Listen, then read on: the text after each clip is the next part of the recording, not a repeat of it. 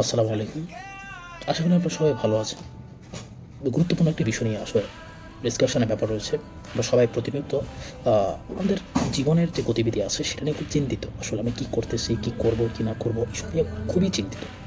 তো এই ক্ষেত্রে সবচেয়ে বড় বিষয় হচ্ছে আমি আপনি যেটা নিয়ে ভাবতেছি বা আমাদের স্বপ্ন সে অনুযায়ী আমরা প্রতিদিনকার সময়টাকে ব্যবহার করতেছি কিনা, সেটাকে ইউটিলাইজ করতেছি না। হ্যাঁ, আমি এখনও সেই পর্যায়ে যাইনি আপনাদেরকে এমন কিছু কথা বলবো, আমি এখনও সেই পর্যায়ে একেবারেই পৌঁছাইনি।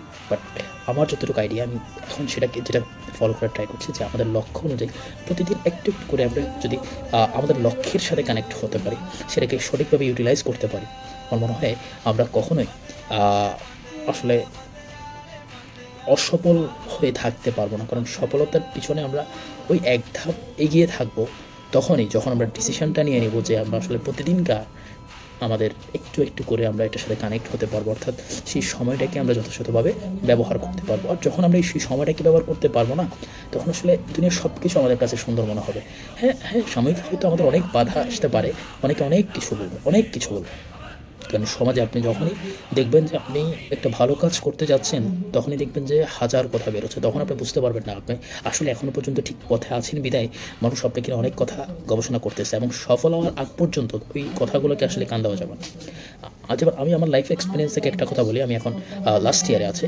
তো আমি যখন একদম ইন্টার শেষ করেছি, অ্যাডমিশন পিরিয়ডে আমাকে অনেক কথা বলেছে যখন আমি ব্যর্থতার ছবি দেখেছিলাম। এর একটা রিজন আছে, সেটা আসলে পাবলিকলি আসলে বলা পসিবল না। বাট কেন ব্যর্থ হয়েছি সেটা তো আসলে মানুষ জানতে চায় না। তার পিছনের কারণগুলো দেখিও আসলে কোনো কারণ নেই, সেটার জন্য আমিই দায়ী। ঠিক আছে, হয়তো আমি সেটাকে ইউটিলাইজ করতে পারি, যতই বাধা আসুক, যতই সমস্যা থাকুক, সেটাকে আমি ঠিকমতো ইউটিলাইজ করতে পারিনি। তো সেই সমস্যাটা ফেস আমি করেছিলাম যে আসলে ব্যর্থতা হলে কি হয়, কি মানুষের আসলে মানুষ কতটা হিংস্র হতে পারে, হ্যাঁ, কতটা আক্রমণাত্মক হতে পারে। তো সেটা যখন পেরিয়ে তখন আমার মনে হয়েছিল যে একটা সময় হয়তো আমার এখানে এসে সব কিছু হয়। আলহামদুলিল্লাহ সেটা কাটিয়ে তুলে আমি এখন একটা পর্যায়ে আসছি, যতটুকু আসছি শুকরিয়া আলহামদুলিল্লাহ। আমি ভাবি নাই এটাও হবে আমার দ্বারা। তো এতটুকু আসতে পেরেছি, এবং সেটা নিয়ে আবার নতুন অনেক দূর পর্যন্ত ভাবা, সেটা আমার জন্য খুব একটা ছিল না, সহজ ছিল না। তো এটার অন্যতম একটা বিষয় হচ্ছে আমি রিয়েলাইজেশন করেছি যে আসলে আপনাকে মোটিভেট থাকতে হবে। ঠিক আছে, কেউ আপনাকে মোটিভেট করবে না, বাট আপনার মোটিভেট থাকার জন্য যা করা দরকার, আপনি প্রতিদিন মোটিভেশন ভিডিও দেখেন, সমস্যা নেই।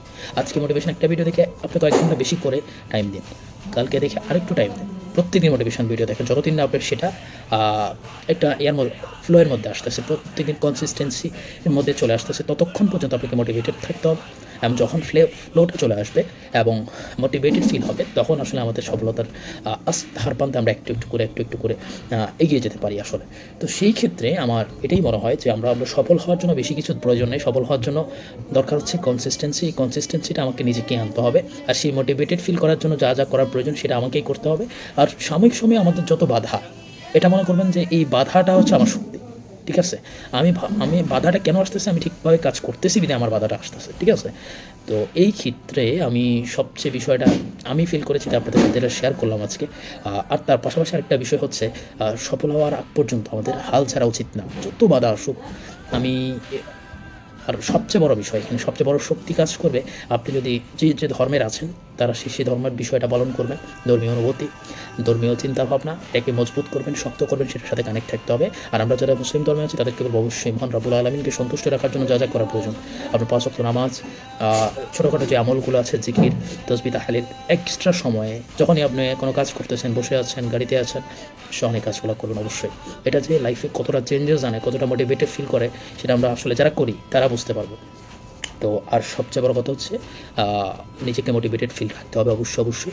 যত বাধাই আসুক সেটাকে কাটিয়ে তোলার জন্য আপনাকেই স্ট্রাগল করতে হবে। কেউ আপনাকে 1% আপনাকে বলবে না, একটু হাত বাড়িয়ে দিয়ে যে তুমি চালিয়ে যাও, আমরা আছি। ঠিক আছে, তো সেটাকে নিজেকে করতে হবে। একটা সময় পরে এটাই হয় আসলে, হ্যাঁ, কেউ কারণ আমিও কারোর জন্য করতে পারবো না মনে হয়। তো সেজন্য আমাদের সবাইকে মোটিভেটেড ফিল থেকে নিজের দায়িত্ব নিয়ে নিজেকে আসলে এগিয়ে যেতে হবে। ঠিক আছে, ধন্যবাদ সবাইকে। আসসালামু আলাইকুম।